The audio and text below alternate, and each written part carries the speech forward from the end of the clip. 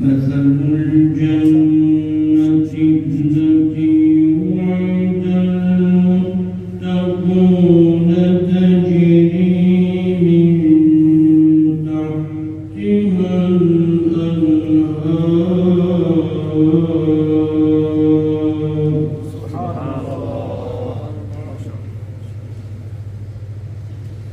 أكلها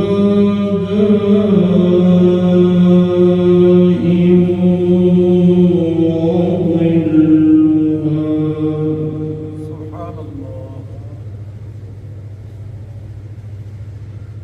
تلك عقبى